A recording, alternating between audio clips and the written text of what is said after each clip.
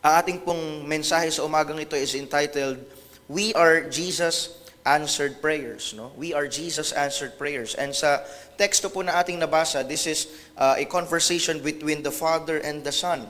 And ito po ay panalangin personal ng ating Panginoong Jesucristo sa kanyang Ama. At ang laman po ng panalangin ng ating Panginoon ay tayo eh. Ano po? Kaya nga ngayong umaga ay lahat po ng nakikita natin na pag-iral at pagkilos, particularly sa loob ng ating pong iglesia, ito po ay bahagi ng kasagutan ng panalangin ng anak sa Ama. Kaya po tayo nandito ngayong umaga sapagkat tayo po ay pinanalangin ng ating Panginoong Jesucristo. Ano ho? At bunga po tayo ng panalangin, even yung gawain ng misyon. Kaya meron po tayong gawain ng misyon sapagkat ito po ay bunga ng panalangin ng ating Panginoong Jesucristo. Kaya po tayo naging mga mananampalataya, tayo po ay naging bahagi ng katawan ni Kristo sa iba't ibang kayo po dito sa local church na ito, kami sa amin din, ay bahagi din po yan ng kasagutan ng panalangin ng anak sa Ama. And kaya nga pag naintindihan po natin yan, makikita natin na walang room for any boasting on our behalf because we are just a byproduct of what the Father planned and what the Son has executed and prayed for 2,000 years ago. So tayo ay bunga lang nun. Ano? Kaya wala tayong sariling sa atin na pwede nating ipagmalaki sa Panginoon. Tayo man ay nagagamit ng Diyos sa ministry o kami man ay tinawag ng Diyos sa gawain ng pangangaral ng Ebanghelyo, magsimula ng gawain o mag-establish ng mga gawain, ay ang lahat ng kapurihan at ang lahat ng kaluwalhatian ay tanging sa Diyos. Sapagkat siya lahat ng ito siya lahat ng nagplano, siya lahat ang nag-execute at siya lahat ang kumilos sa atin. At ito again, bahagi ng kaniyang panalangin. Kaya nga alam niyo po, ang panalangin po ay minsan kahit tayong mga Baptist, meron tayong perversion pa rin sa ating view sa panalangin, no? Ang panalangin po is not changing the mind of God, no? Akala natin when we pray, para bang literal naman that we come boldly to the throne of God's grace. But some Christians, they think that when they pray, kaya nilang usugin yung trono ng Diyos eh. No, hindi po. Actually, the mere fact is, when we pray, it is prayer that changes us. It is prayer that changes our hearts and our minds to be in line with the will of God. Tayo po ang binabago ng panalangin. Kaya nga ang perfect model ng prayer is yung prayer din ng ating Panginoon when He was in the Garden of Gethsemane, telling His Father, not my will, but thine will be done. So pag nananalangin po tayo, ang panalangin natin always is, it should be in accordance to the will of the Father. Kaya ngayong Psalm 37 verse 4, sometimes it is also taken out of context. No? Delight thyself also in the Lord, and He shall give thee the desires of thine heart. So minsan nakakala ng iba, faithful ako sa church no? Ako ay hindi naman ako masamang tao, ako ay nagbabasa naman ng Bible, ako ay prayerful naman na tao. Dapat ibigay ng Diyos yung gusto ko. Hindi yun ang ibig sabihin nun. Ang ibig sabihin nun, if you delight yourself in the Lord, kung tayo ay mamumuhay ng spiritual, malapit sa ating Panginoon, ibig sabihin nun, pag tayo namuhay malapit sa ating Panginoon, yung meron tayong discernment as we are led by the Spirit of God, meron tayong discernment kung ano yung will ng Diyos sa buhay natin. And as we delight ourselves, hindi yung gusto natin yung masusunod, when we delight ourselves also in the Lord, ibig sabihin yung dinidesire natin ay yung kalooban niya sa buhay natin, then the Bible tells us, He will give thee the desires of thine heart. Yung desires of thine heart doon, hindi yun yung gusto mo. Yung desire of your heart, if you delight yourself in the Lord, your desire, you will be desiring not your own selfish desires, but you will desire the will of God to your life to happen. And eventually, that is something na sasagutin ng Panginoon because it is in accordance to His will. Sabi nga ni J.C. Ryle, personal working for souls is good. Money is good, but praying is best of all. By prayer, we reach Him without whom work and money are alike in vain. We obtain the aid of the Holy Spirit. Money can hire workers. Universities can give learning. Congregations may elect. Bishops may ordain. But the Holy Spirit alone can make ministers of the gospel and raise up lay workmen in the spiritual harvest who need not to be ashamed. Never may we forget that if we would do good to the world, our first duty is to pray. Ako po naniniwala lahat ng gawain nagsisimula talaga sa panalangin. Kahit nga sa worship service, lahat ng ginagawa natin, we started with prayer. Kahit nga pag nagso-soul winning tayo sa labas, we started with prayer. Everything that we do, it starts with prayer. Kahit ang pagmimisyon, hindi naman yan basta-basta lang na halimbawa, nakapakinig ka lang ng preaching tapos emotionally high ka tapos sabi mo bukas missionary na ako. Hindi naman ganun 'yun eh, 'di ba? Hindi tayo led dapat ng sarili nating emosyon o ng sarili lang natin na hype But we should be led by the Spirit of God and through the Word of God. And how are we going to be led by the Spirit of God? Of course, through prayer. Kailangan ng maraming panalangin, kailangan ng maraming discernment dyan bago tayo magdesisyon gumawa ng isang bagay. No? Now, do you know that Jesus Christ already prayed for you if you are saved this morning? Pinanalangin ka na niya. He prayed for you before when He was here on earth 2,000 more years ago. He remembered you when He was hanging on the cross. And the Bible tells us that Christ continues to intercede for us in heavenly places, according to the book of Hebrews. And knowing this, what a relief and comfort it is to know that our Savior maketh intercession for us in behalf of our Heavenly Father. Kaya nga we have one advocate, we have one mediator between God and man, the man Christ Jesus. Everything that we are and everything that we have right now, especially in our spirituality, is an answered prayer to Christ's intercessory for us. No, ngayong umaga, tignan natin, paano ba tayo pinanalangin ng Panginoon? At ano ba yung laman ng panalangin ng ating Panginoong Kristo? In the book of John, chapter 17, Jesus prayed for God's, laki no? Jesus prayed for God's divine preservation of His own. Verse number 11 of John 17, the Bible tells us, "And now I am no more in the world, but these are in the world," referring to the apostles, and then later on, will be referring to all of those who believed. And I come to thee, Holy Father. See, this is a prayer of the Son to the Father. Holy Father, keep. When we say keep, it means to preserve. Keep through thine own name. Kumbaga para tayong sinelyuhan ng anak sa pangalan ng Ama. Those whom thou hast given me, that they may be one as we are. So the key word there is keep them. Keep through thine own name. Sa ngalan mo, Ama, you keep these people. Those who have believed on me by faith. Kaya nga sa 1 Peter chapter 1 and verse number 5, makikita rin natin that, sabi ng Apostle Peter, who are kept by the power of God through faith unto salvation ready to be revealed in the last time. Yung keyword dyan is we are what? Kept. We are preserved by the power of God. Kaya nga again, alam nyo, pag tinignan natin, kanina nabanggit sa devotion, yung nature ng tao, pagka tinignan natin ng maigi yung nature natin, no? Alam nyo, walang imposible na hindi natin pwedeng gawin. When I say walang imposible na hindi natin pwedeng gawin, I'm not talking about on a positive note. I'm talking about the darkest of things that a human can accomplish by himself. Kung hindi tayo nakakilala sa Panginoon, lahat tayo potential na mamamatay tao. Lahat tayo potential na adulterer, potential na magnanakaw. Lahat tayo may ganong capability. And why is it that we are where we are right now? It is only because of the grace of God.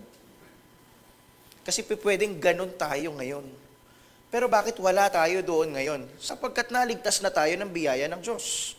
Ang banal na Espiritu Santo ay nananahan na sa atin. And because of that, ngayon, meron tayong Espiritu na nananahan sa atin na nakikipaglaban sa ating sariling laman. At ino-overcome yung mga kanya-kanyang hindi lang kahinaan, kundi kasamaan natin.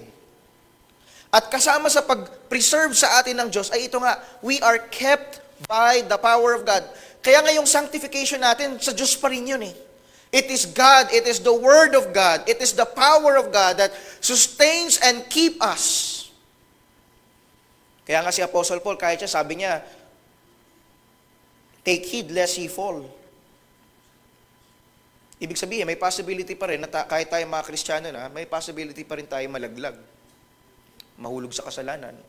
Pero ano yung tanging pag-asa natin according sa Word of God na pwede tayong hindi mapunta doon? Because it is the power of God that preserves us, that keeps us. Kaya nga 'di ba minsan sinasabi ang word na ginagamit natin pag may bumagsak sa kasalanan or pag may hindi na nakabalik, that person has fallen away from grace. Pag naiintindihan natin to, talagang salamat sa Diyos at kasama yan sa pinanalangin sa atin ng Diyos na i-preserve niya tayo. Lalo na sa mundo na kinagagalawan natin ngayon, ang hirap mamuhay ng separate. Sa mundong ito, ang hirap magpaka-Kristiyano talaga. Lalo na sa mga young people na nasa mga secular na universities, no, and mga schools. Mahirap. Halimbawa, kahit yung Sunday mo, ang hirap, parang hindi compromise, no? Pagka sinabi na, sige, pag hindi kayo umattend ng ganitong activity natin, bawas sa grade. Di ba? Titimbangin mo Ano bang mas mahalaga, yung grade o yung pagsamba ko sa aking Diyos?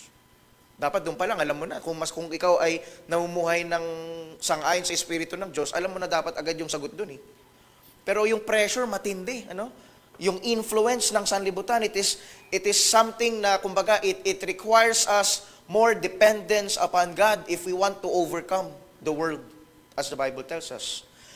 Now, ano po yung pinagpipray ng Panginoon? Anong klaseng preservation yung pinagpipray ng Panginoon para yung pinagpipray niya for us? Jesus prayed that we, His people, would be preserved as a united people in Christ. Ang sabi ng verse number 11, that keep them through thine own name. Okay, maliwanag yung prayer ng Panginoon to preserve us. But the reason why Jesus wants us to be preserved is that Jesus wants us to be one as He and His Father are also one. Ang gusto ng Panginoong Kristo, ma-preserve niya tayo para tayo po ay magkaroon ng pagkakaisa. Kaya nga sa loob ng simbahan, ang kalooban ng Diyos, ang kanyang mga anak nagkakaisa, hindi nagkakanya-kanya. At mas lalong hindi naggugrupo-grupo. No? Sa loob ng simbahan, talagang iisang grupo lang naman tayo No? Wala namang ibang grupo dito Isang katawan, iba-ibang bahagi ng katawan, pero iisang ulo ng katawan, si Kristo, at tayo iisang bahagi ng isang katawan, which is the body of Christ. Kaya nga dapat there is no room for us na mag-inggitan, di ba? There should be no room for us na magpagalingan. Kasi sa loob ng church, hindi naman tayo nandito for entertainment, hindi naman tayo nandito for, di ba, hindi naman to showtime We are here to worship the Lord. And kung meron tayong gustong i-impress, dapat walang iba kundi Panginoon Pwedeng ma-impress natin ang tao, pero ang tanong, ang Diyos ba impress sa atin? Anong mas mahalaga? Yung na-impress ang tao sa'yo o na-impress ang Diyos sa'yo? At pag ganun ang ating kaisipan, walang kwarto si Satanas para tayo ay dayain na magkanya-kanya at magkabahabahagi. Kasi hindi natin iisipin yung personal nating interest. Ang iisipin natin parati ay yung sa ikakaluwalhati at ikatataas ng pangalan ng ating Panginoong Jesucristo. At pag ganyan ang ating kaisipan, we would always desire the protection, the preservation of the church, which is His body. And how is that going to be possible? If we are going to maintain unity inside the church. Kahit nga sa ating mga Baptist, diba, ito nga yung problema natin Diba? Kanya-kanya. Pero ang panalangin ng Panginoon sana that we may be one because He and His Father are one. Ang lungkot no? Just over minor differences, preferences, no? Dapat we learn to agree to disagree. Tayo naman ay mga independent body No? We can work together when we talk about the gospel and spreading the gospel. Pero pagdating sa mga halimbawa, administration ng church, o halimbawa, mga preferences, o halimbawa, mga minor doctrinal issues na mga issue na ganyan, I think we should learn to set aside those things and just let that local church do what it wants to do because anyway, we are going to give an account of ourselves to God. We are not going to give an account in behalf of someone else or in behalf of other church. We're going to give an account of ourselves to God. Kaya nga nakakalungkot po na ang kaaway ay tayo po ay winawasak just because of those things. Na sana magkaroon tayo ng pagkakaisa, Minsan nakakalungkot kung sino pa yung mga walang totoong Kristo, sila pa yung merong unity talaga Di ba? At alam nyo, isa sa marka ng mga tao ng Diyos, merong tunay na pagkakaisa. Panalangin ni Kristo yan Kaya nga lang, tingnan nyo, di ba? Napakakomplikado natin minsan Kung yung mga Baptist nga mismo as a whole, ang hirap pagkasundo-sunduin, minsan gumagapang hanggang kahit sa loob ng church, ganun pa rin ang pag-uugali. Talagang minsan tayo kaya makikita natin, himala pa rin talaga ng Diyos, biyaya pa rin talaga ng Diyos kung bakit ang church ay nagpapatuloy. Kasi iba-iba tayo ng pinanggalingan Tama ba? Iba-iba tayo ng kultura na pinanggalingan, iba-iba tayo ng relihiyon na kinagisnan nun. Siguro yung iba sa inyo. Tapos tayo ay pagsasama-samahin sa isang lugar.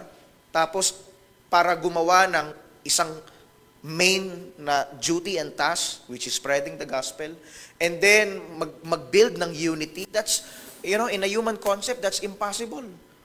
But because it is a part of the prayer of Christ, it means kung pinag-pray ni Kristo yung unity natin, posible. Kaya nga lagi nating tatandaan, pag merong nag-creep in sa church at gumagawa ng isang bagay to destroy the harmony, the unity of the body, that is not of God, it is of the devil. Because the will of God is for His people to be one. So ano yung opposite nun? Di for the body to be kanya-kanya, watak-watak, divided. And so kailangan natin ng maraming prayer din. Hindi lang dapat kay Kristo natapos yung panalangin na yan. Even in us who are members of this church, you should continue to pray, Father, protect our church. Help us to be one as you and your Son are one. Kasi pag tayo po, nasira ang unity natin, sira ang patotoo natin. Sasabihin nila, ganyan pala mga Baptist. Kita mo? Tapos hindi lang pangalan ng Baptist ang masisira, ganyan pala yung mga sinasabi nilang Christian sila. Kita mo, pati yung pangalan ni Kristo nadungisan. Now, not only that Christ prayed for us to be preserved so that we can have this unity, but see, Jesus prayed for us so that we would never be lost.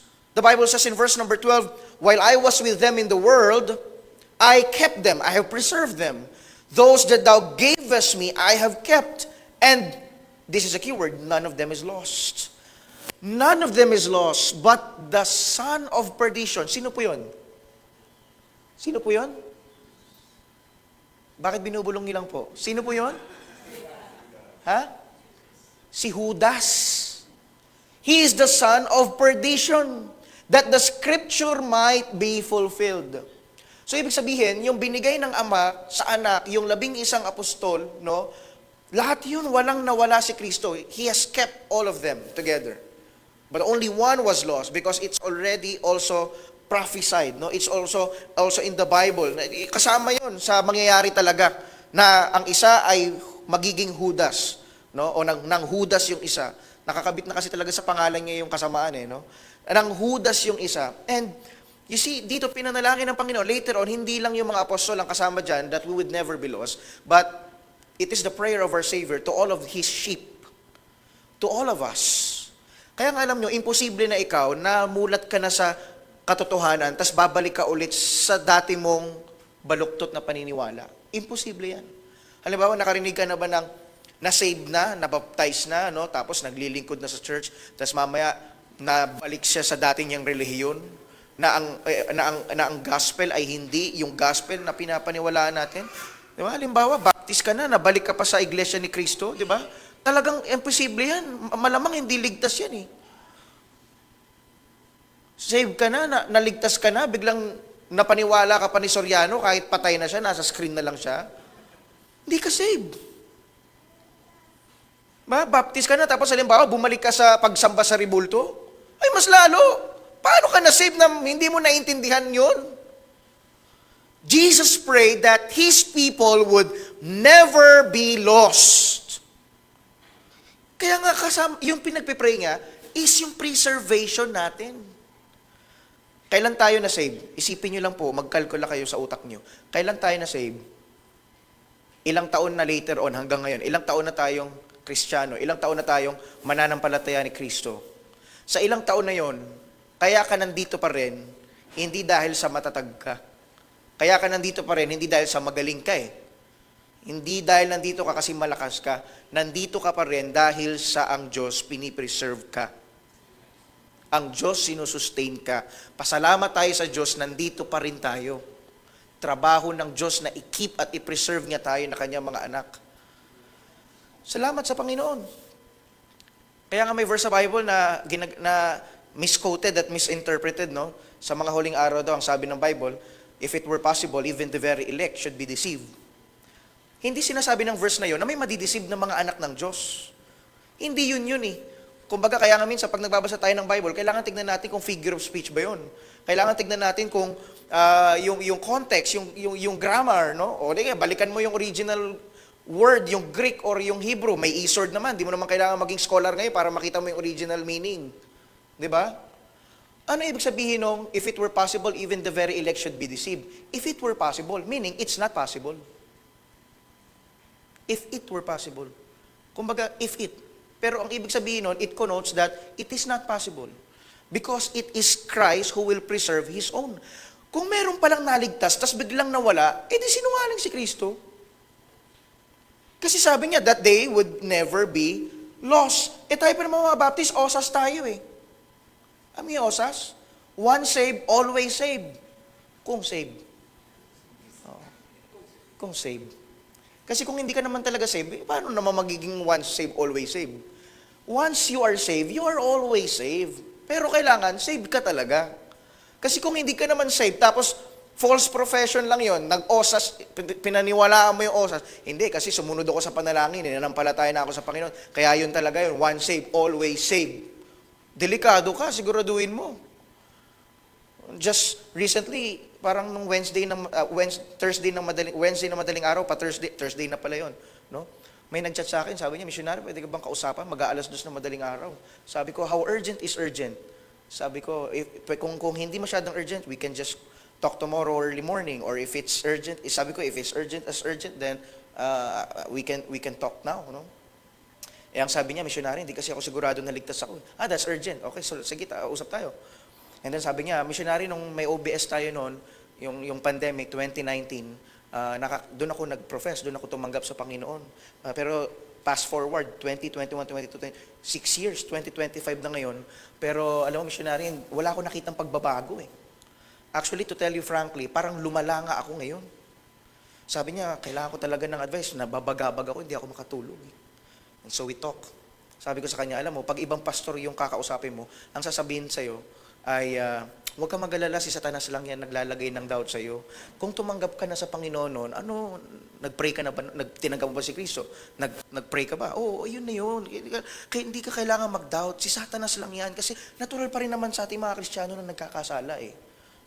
Ako sa kanya, diniretso ko siya eh. Sabi ko sa kanya, alam mo kapatid, galing sa bibig mo, walang pagbabago, 6 na taon. Sabi mo, parang lumala ka pa. Tama lang na magduda ka, baka hindi ka talaga ligtas. Sabi ko, bakit? Sabi ng 1 John chapter 3, he that is born of God committed not, hindi siya nagko-commit ng sin. Hindi ibig sabihin na hindi na siya nagkakasala eh. Sa 1 John 3, ang sinasabi rin ni Apostle John, iba yung namumuhay sa kasalanan sa nagkakasala. Ang Kristiyano nagkakasala pero hindi namumuhay sa kasalanan. Hindi na natin buhay yun eh. Ang buhay na natin ngayon na kay Kristo eh. Binago na dapat tayo eh. Medyo natitisod tayo paminsan-minsan pero hindi na natin buhay. Ibig sabihin, hindi na tayo nag-i-enjoy sa kasalanan eh. Kinamumuhian na natin yung galit na nga dapat tayo dun. Hindi na siya bahagi ng buhay natin. Kundi ito yung isang bagay na araw-araw we struggle with, we wrestle with. Pero yung parang wala man lang guilt. Wala man lang shame. Questionable ang kaligtasan eh.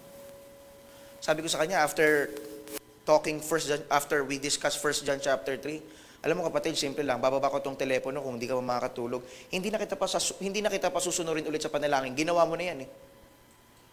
Alam mo, ito gawin mo. Pagbaba ko nitong telepono, kausapin mo ang Diyos. Ikaw ang kumausap sa Diyos. Tumawag ka sa Kanya at talagang sinserong hingin mo yung habag at awa niya, iligtas ka. You should have this personal longing for God na, Lord, di ba? Sabi ng Bible, seek Him while He may still be found. Eh. Sabi sa kanya, kausapin mo talaga ang Panginoon. Kahit pa ba, pasunirin kita ng 5 beses ulit sa sinner's prayer, hindi ko alam eh. Kasi ang kaligtasan, it's between you and God eh. I cannot judge you na porket nanalangin ka lang ng ganito, ligtas ka na, no. Kaya ka nga nasa ganyang sitwasyon ngayon eh. Ikaw ang lumapit sa Diyos, ikaw nangangailangan sa Kanya eh. Now, after realizing na ang salvation pala is this, and sabi ko sa kanya, sabi ni John sa 1 John chapter 3, kung ganyan ang pamumuhay mo, sabi ni John, you have not seen God, you have not seen Him, you do not know Him. Now this morning, you should know Him. I don't know kung ano nangyari sa kanya. Itong linggo lang yun. Sabi ko, balikan mo ako kung ano mangyari sa iyo. Balikan mo na lang ako. You see, sa ating mga Kristiyano, sa ating mga mananampalataya, we are preserved by the grace of God. We will never be lost. Ibig sabihin, nasaan yung power ng gospel? Di ba? Makapangyarihan ba ang ebanghelyo? Amen? Yes. Paano yun? Namulat ka na sa truth, tapos biglang babalik ka pa sa deception, sa lie? Lalo na false doctrine, false teaching, lalo na perverted na gospel, babalikan mo yun? It's impossible. In fact, kung tunay ka naligtas, mas hahanapin mo si Kristo. Mas i-desire mong makilala siya. Mas i-desire, magkakaroon ka ngayon ng, kung anak ka ng Diyos, magkakaroon ka ng ibang level ng hunger and thirst for the Word of God.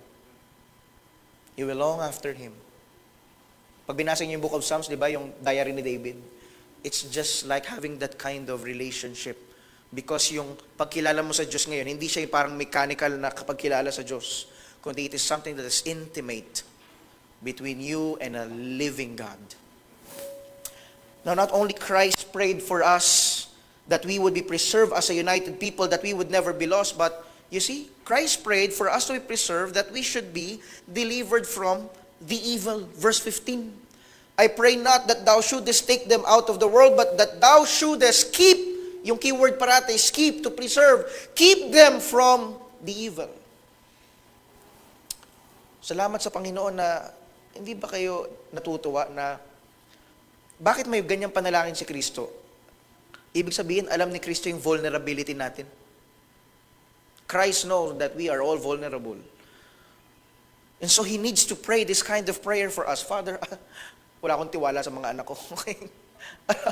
Kilala ko yung mga yan. Tupa di ba? Tupa tayo ng Panginoon Anong sabi ng Bible? He knows us by name. My sheep hear my voice, and I know them, and they follow me.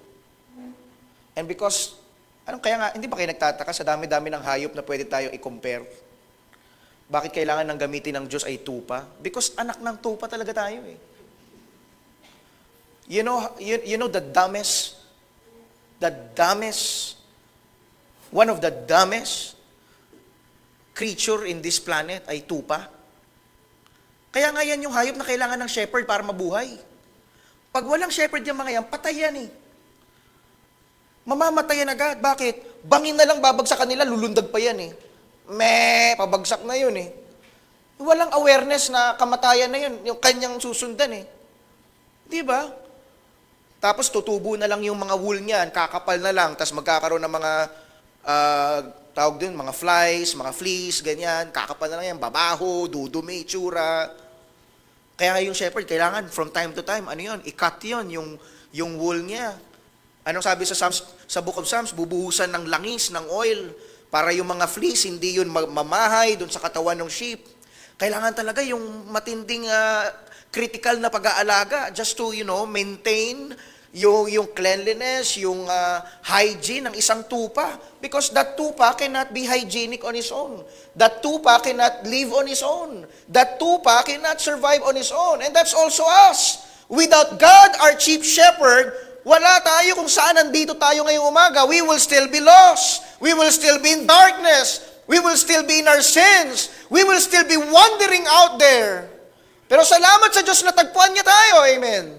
Salamat sa Diyos, hindi lang tayo natagpuan niya, tayo ay inakay niya, binuhat niya, pinasok niya sa kanyang kawan. At tayo ngayon ligtas. Kaya nga literal na dinapot lang tayo ng Panginoon ng biyaya niya. Sabi nga nung isang mga awit, di ba? Nasaan kaya ako, Jesus, kung wala ka? Di ko na malaman kung saan ako pupunta. Maaring nasa hangin ba ako? Tama ba, hangin ba? Di alam kung saan ang tungo. Yun, hangin talaga, di alam Pero ngayon, ang kanta na natin, hindi na natin kanta yung hindi natin alam kung nasaan ang tungo. Ang kanta na natin ngayon, ang aking buhay ay binago niya. Anong himala, ako'y nag-iba. Kasalanan ko ay pinatawad, ginawang anak niya, sa langit pupunta, o kay buti ng Diyos, at ako'y binago niya. Yun na yung awitin natin ngayon. Grabe. Alam niyo, pagkalalaliman natin, i-meditate lang natin kung ano yung ginawa ng Diyos sa atin. Marami talaga tayong private time sa Panginoon na hindi natin napapansin. Lumuluha na lang talaga tayo ng diretso. Di natin alam kung bakit. Pero dahil sa nauunawaan natin, ganito pala yung ginawa ng Diyos. Akala ko nagtanggap lang ako sa Kanya, nagsisi ako sa kasalanan ko, pero bago pala ako magsisi, bago pala ako manampalataya sa Kanya, ang daming ginawa ng Diyos para maging posible yung araw ng kaligtasan ko na yun. At ako'y nandito ngayon kung nasaan ako, dahil lahat yun, kinilos ako ng Panginoon sa buhay ko. What special grace is that? Knowing na hindi naman tayo karapat-dapat. Diba? Kaya nga, pag gamitin tayo ng Diyos sa ministry o sa pagsuporta sa misyon o pagsisimula ng misyon, hindi dapat sapilitan na yan, dapat natural na sa atin yan. Bakit? Pasalamat tayo, niligtas tayo ng Diyos eh. Eh di may utang na loob tayo. Romans chapter 1, we are debtors. And now na may pagkakautang na loob tayo, supporting the ministry of our church, supporting the work of God, supporting missions, is just something na magfo-flow outside of us as a form of gratitude. Pasasalamat dahil sa kung anong ginawa at ginagawa ng Diyos sa buhay natin. What a prayer of God that we should be kept from the evil one. Ano pang prayer ng Panginoon sa atin? Not only that we would be preserved, but you see this prayer, ang ganda nito. Ito gustong-gusto ko to. This is something that is very personal to me. Jesus prayed for us to be satisfied in Him. Kita nyo, sa panalangin ni Kristo na to, nahahayag kung anong klaseng tao talaga tayo. Sa panalangin niya, kanina, di ba? Sa panalangin niya, that we should be kept from the evil, alam ng Diyos kung gaano tayo ka-vulnerable.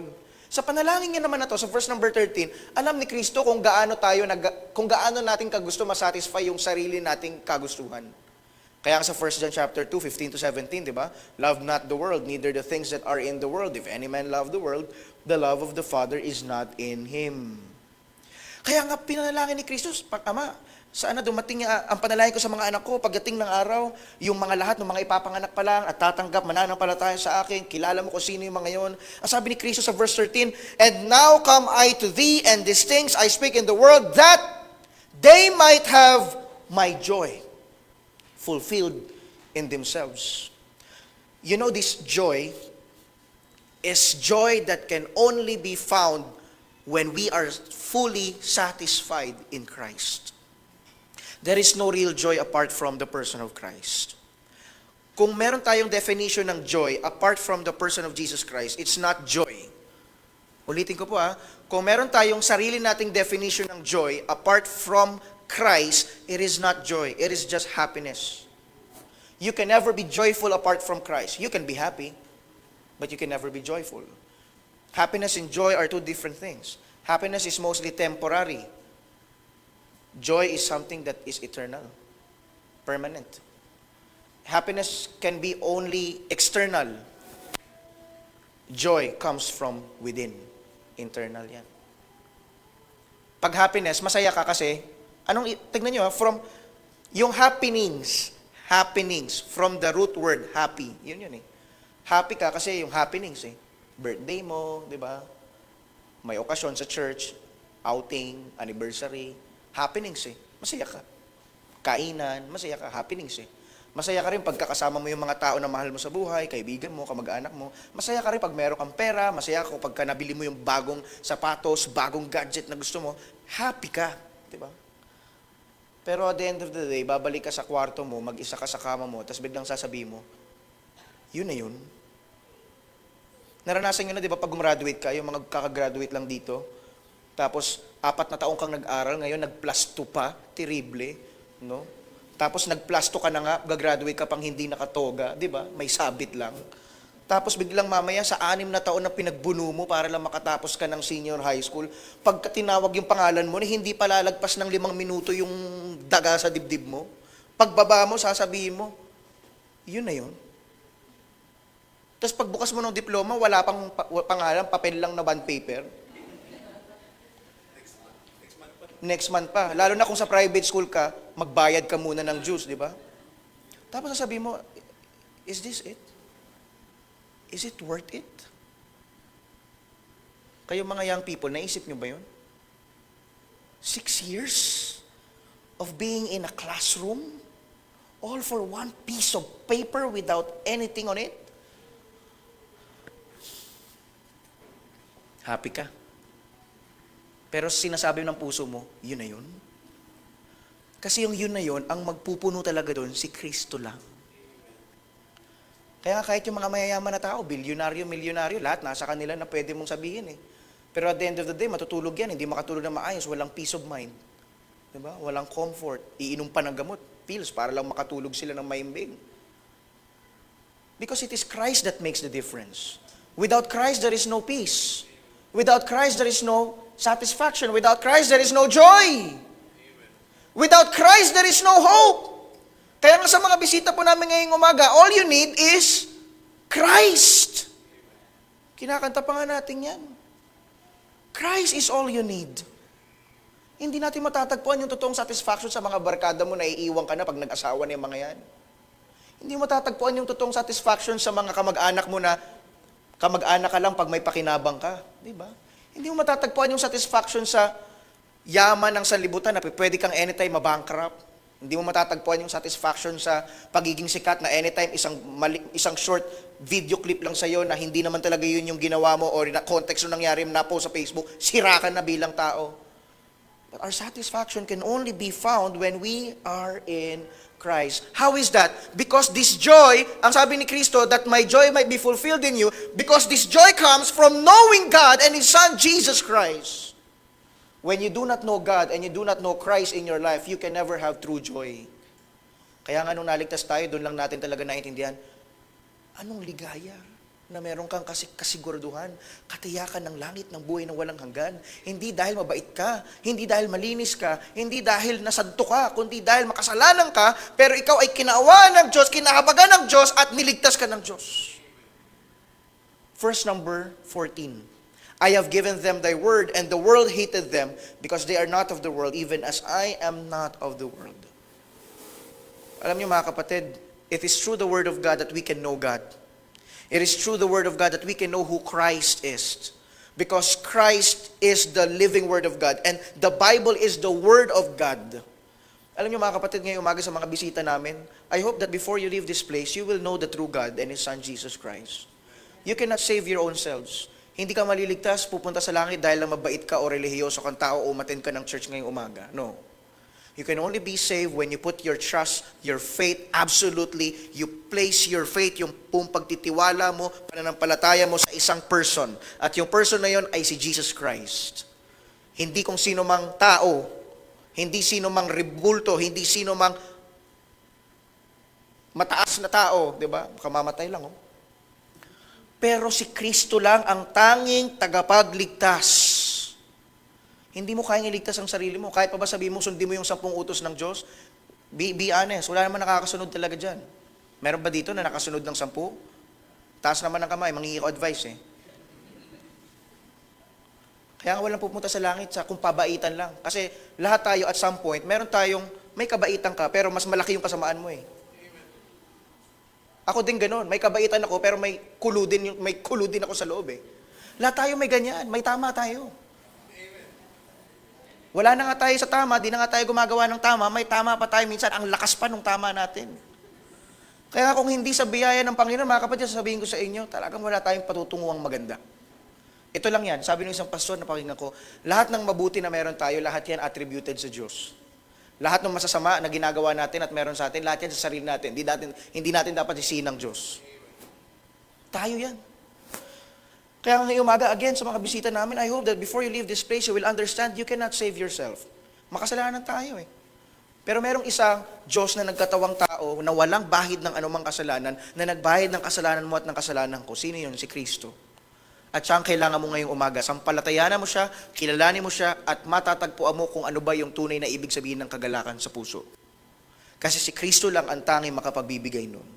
Not only this joy comes from knowing God and His Son Jesus, but this joy, pag meron ka na yan, it will give you a distaste of this present world. Mawawalan ka ng panglasa sa sanlibutang ito. Kaya nga sabi ko, di ba kanina, imposible na 6 na taong ka ng Kristiyano, para bang ang tamis-tamis pa rin sa'yo ng kasalanan, ang sarap, di ba? Parang ganun. Mapait na sa'yo yan, mapakla na sa'yo yan. Kumbaga, lasang COVID na yan, yung kasalanan sa'yo. Wala ka ng panglasa dyan, wala na yung affections mo dyan. Ang affection mo na ngayon is leaning on, it should be leaning towards God and His Word and His will in your life.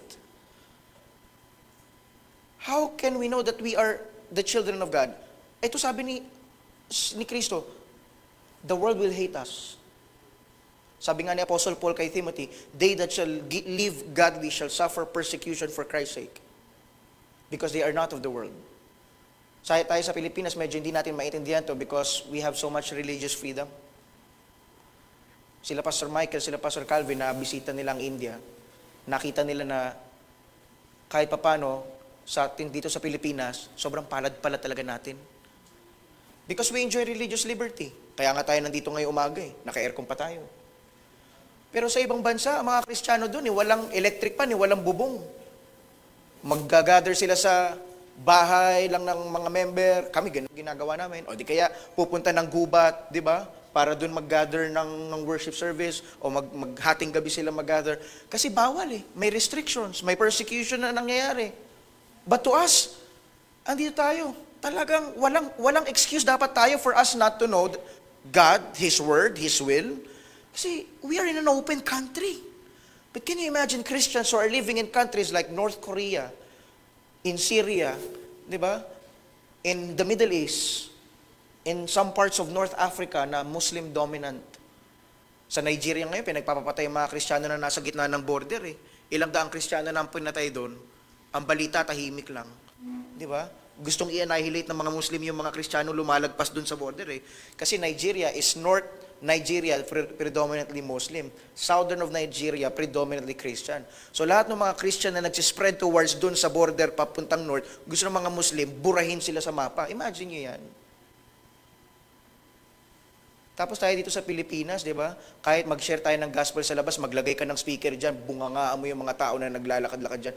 Wala mapipigil sa'yo. At tapang pa nga natin, minsan yung mga kasama natin, prosesyon ng Nazareno, magpipreach dun di ba? Magbibigay ng tracts Sasabayan yung mga piyesta magbibigay. Pero wala namang maawat sa atin Pero yun nga wala namang umaawat sa atin, pero para bang wala naman tayong ginagawa. Tapos ngayon, ang tagal-tagal na nating Kristiyano, paupo-upo lang pa rin tayo. Nasaan ang panlasa mo? Ang panlasa mo ba na kay Kristo na, wala na sa mundong ito? Di dapat ang hinahangad natin sa buhay natin, gawin yung kalooban ng Diyos. Hindi yung i-fulfill yung sarili pa rin natin mga desires. Ang sabi ng Bible sa verse number 14, you see, this is the mark. Verse 16, they are not of the world even as I am not of the world. You know, listen to this very carefully. Young people especially. When you are completely satisfied with Christ, truly you will have a distaste of this world.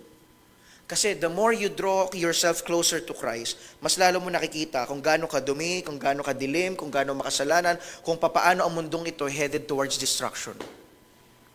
And the more you will seek after Christ, the more you will see your need of Christ, the more you will long and hunger and thirst after Him.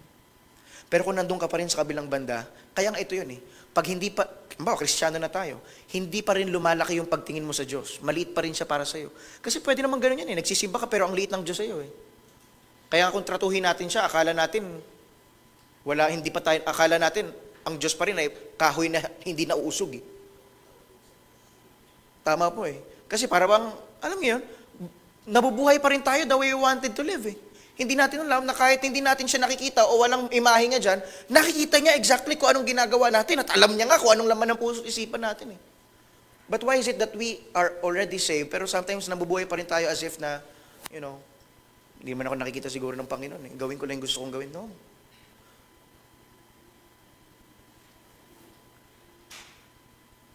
Alam niyo, isa sa mga heartbreak namin mga preacher, mga pastor, makita namin kayo, lalo na mga kabataan ngayon na ang saya nilang naglilingkod sa Panginoon, tapos bigla silang unti-unting lalamunin ng sanlibutan. Grabing heartbreak, no? Mas matindi pa sa heartbreak ng love life yan. Sunday school teacher, no? Bawa, nagtuturo pa sa DBBS, no? Dati Sunday school superintendent, tapos biglang aagawin lang ng anak ng Diablo na pogi, di ba? Sana nga po, kumbaga konsuelo na lang, no? Tapos partida, hindi rin pala pogi, no? Pero alam niyo, nakaka-heartbreak talaga, no? O di kaya after camp, may youth camp din kayo, kami din, may youth camp din kami next week Tapos pagtapos ng camp, magte-testimony pa yung mga yan, iiyak pa yan, di ba? Drama lang yan eh. Minsan scam lang yan, di ba? Matapos mo magbayad, ang mahal naman ng registration nyo, paso 1.9. Sa amin nga, 750 lang eh. Bagay sa church lang kasi yun. Biri mo, mag-i-invest ka ng 1,900 para lang sa umiyak. Tapos after ng isa, dalawa, maximum 3 buwan, sinuka niya na ulit lahat ng katotohanan na tinanggap niya sa camp. Sayang yung 1,900.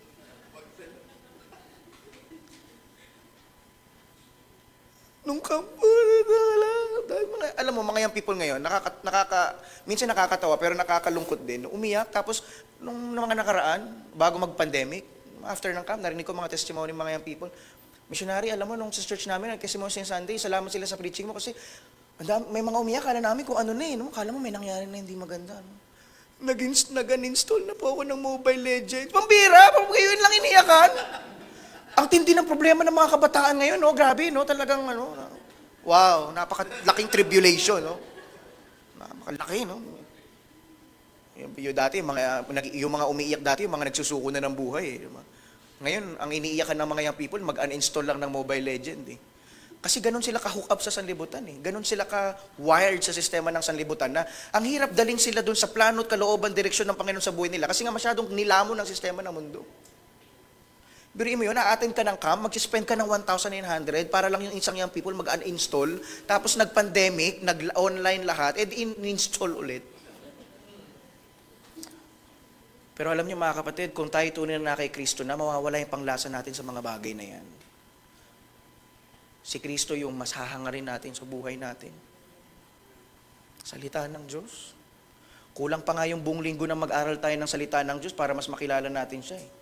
Kulang pa nga yung kahit na umaattend ka ng prayer meeting, Bible study, kulang pa, discipleship, kulang pa eh. Kasi sabi nga ni John sa last chapter ng book of John, even the books in all of this world contained cannot, the mystery about Christ and the knowledge about Christ cannot contain with all the books from this world. At kahit punuin mo ng libro ang mundong ito, kulang na kulang. So you see, if you are truly seeking and desiring after Christ, makikita mo na kulang pa yung Sunday na sermon, kulang pa yung discipleship lesson, kulang pa yung BBS na yan na you will seek Him every day. Because you recognize you need Him. Without Him, you are nothing. Young people, without Him, ikaw ay malulunod pa rin sa kasalanan na yan na alaga mo hanggang sa ngayon. All you need is Christ. And this joy, mga kapatid, will not only give us a distaste of the world, but it will keep us away from sin. Pag meron na tayong totoong joy kay Kristo, sabi ng Bible sa verse 17, the Word of God that gives us, the Spirit of God that takes the Word of God and lead us to become more like the Son of God, verse 17, it is through the Word that we will be sanctified because His Word is truth. We will be purified, consecrated, be made holy. Kaya kanina, binanggit ko na yan, when we are so fully satisfied with Christ, we will never enjoy the taste of sin any longer. Alam nyo, every time nagagawa tayo ng kasalanan, yung gospel pa rin yung nagpoprotekta sa atin para hindi gumawa ng kasalanan. Hindi kung anumang bagay. Hindi dahil mabait ka lang o hindi dahil magaling ka mindset. Hindi. It is the gospel. Bago ka gumawa ng isang bagay, parating mong isipin, hinugasan na ako ng Panginoon dito eh. Pinatawad na ako ng Panginoon dito eh. Ito yung dahilan, ba't siya napako sa krus eh? Ulitin ko pa ba? Gagawin ko pa ba? Sasaktan ko pa ba ang puso ng aking Panginoon? The gospel is the reminding element telling us, tulad ng babae na adulterous, di ba? Na pinatawad ng Panginoon. Anong sabi niya? Go. Sin again? No. Sin no more. At nung naintindihan ng adulterous woman yung gravity ng forgiveness ng Diyos sa kanya, I believe he did not do it again. She was delivered. She was set free from the bondage of sin. And what set him free from the bondage of sin? It's the gospel. It's the forgiveness of Christ, the abundant grace and loving kindness of Christ towards her. Ano sabi ng Bible? Itong verse na to, nung first time ko siya naintindihan, naiyak ako eh. Sabi ng Bible sa Romans, and then ni-repeat din ni Apostle Paul, I believe in some of his letters.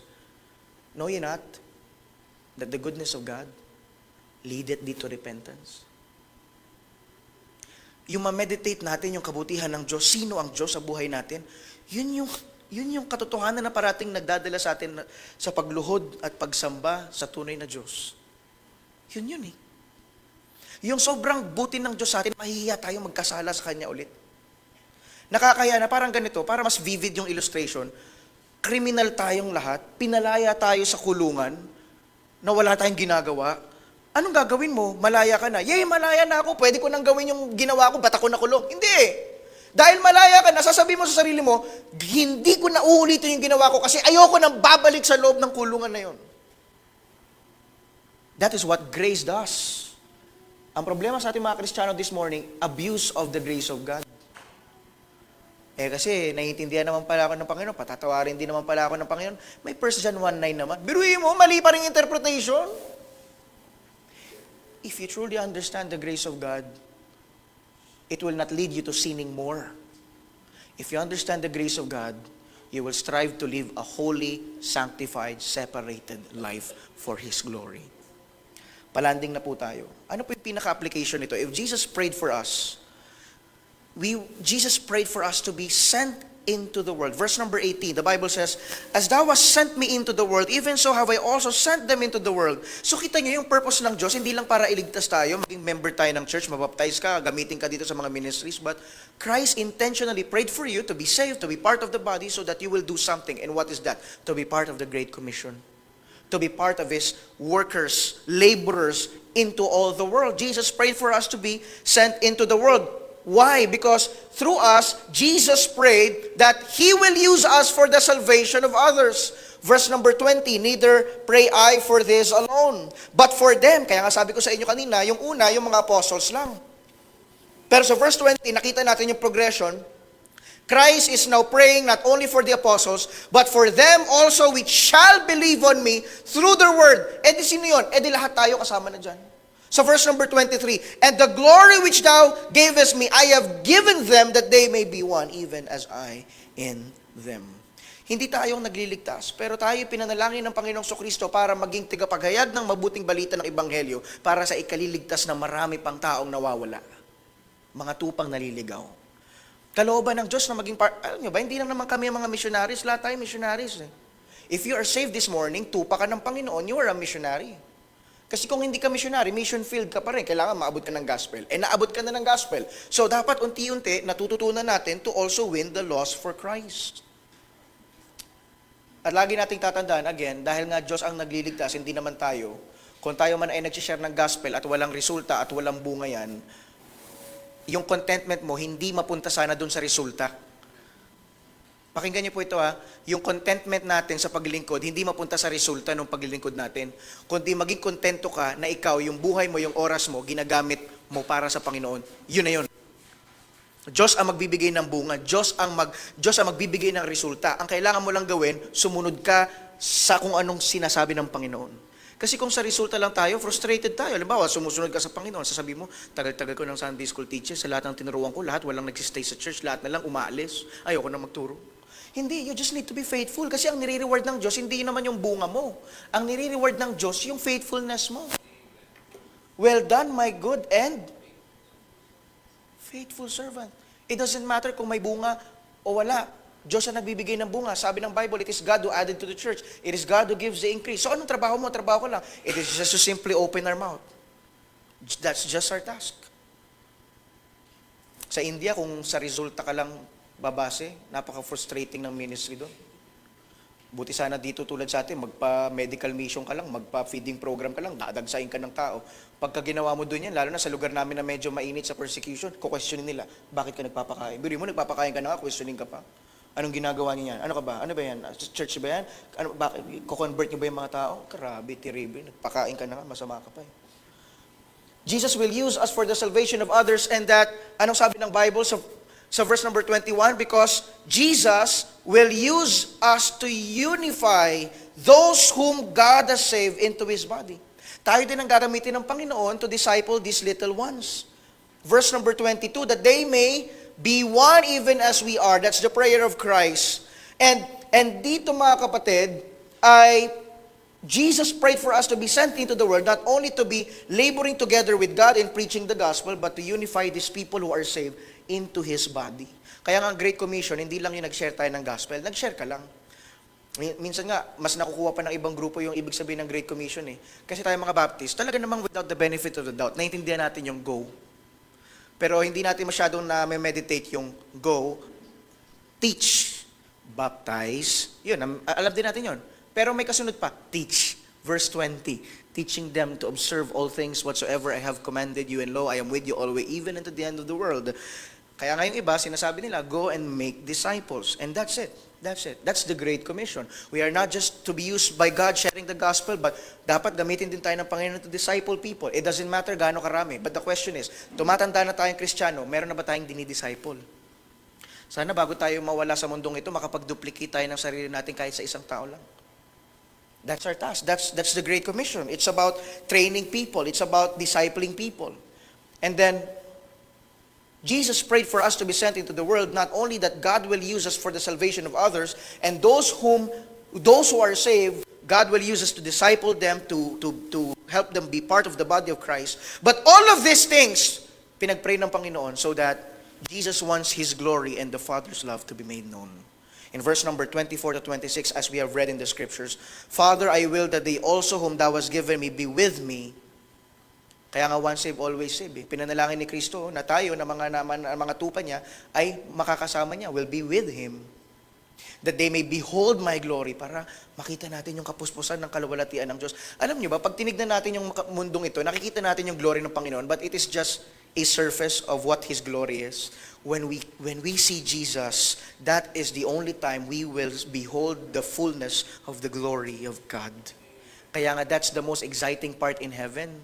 The most exciting part in heaven is not the streets of gold. The most exciting part in heaven is not the mansions over the hilltop. The greatest sight to behold in heaven is the face of our Lord and Savior Jesus Christ, who has saved us, who has forgiven us, who has reconciled us to the Father, who has justified us by faith, who has adopted us as His own. That's the most beautiful sight in heaven. Are you not excited to see that face one day? Sabi nung kanta, face to face, I shall behold Him face to face. Ngayon kasi hindi natin siya pwede makita, di ba? Pag nakita natin siya, mamamatay tayo eh. Because we are still in our sinful flesh. Pero one day, because we will be glorified, di ba? Resurrection Sunday ng mga nakaraan, 1 Corinthians 15 ng mga preaching. Sabi doon ng Bible, from mortal to immortal, from being corruptible to incorruptible. And when we are incorruptible and when we are immortal in that day, talaga wala nang kasalanan na ahadlang sa atin para makita yung mukha na yun ng ating tagapagligtas na si Kristo. That they may behold my glory which Thou hast given me, for Thou lovest me before the foundations of the world. And ganun din yung pag-ibig ng Diyos sa atin. Bago pa tayo panganak, minahal na tayo ng Panginoon. Wagas talaga yung pag-ibig ni Kristo sa atin eh. O righteous Father, the world hath not known Thee, but I have known Thee, and these have known that Thou hast sent me. Verse 26, and I have declared unto them Thy name, and will declare it, that the love wherewith Thou hast loved me may be in them and I in them. So what's the purpose of the prayer of God, of Christ, all about? Bakit pinag-pray ng Panginoon ma-preserve tayo? Bakit pinag-pray ng Panginoon ma-satisfy tayo sa Kanya? Bakit pinag-pray ng Panginoon ma-send out tayo into the world and we preach the gospel to every creature? God, the Lord Jesus Christ, God the Son, prayed for all of those so that His name and the Father's name might be glorified, and that the love of God through the Son to us might be made manifest. And so mga kapatid, ngayong umaga, pasalamat tayo sa Panginoon. We are Jesus answered prayers. If it were not because of the prayer of our Savior, sasabihin ko sa inyo ngayong umaga, hindi ko alam kung saan tayo matatagpuan. Pero ngayong umaga, iisa lang ang sagot, natagpuan na tayo. At natagpuan tayo, bunga ng panalangin ng ating Panginoon. At ngayon naman, sa panahon natin, tayo ang dapat patuloy na manalangin. Sa simbahan na to, sa gawain na to, sa pastor na nilagay ng Panginoon sa simbahan na ito, at sa mga miyembro ng simbahan na to, so that we can still continue to be part of this answered prayer ng ating Panginoong Kristo until the perfect time comes that He returns back.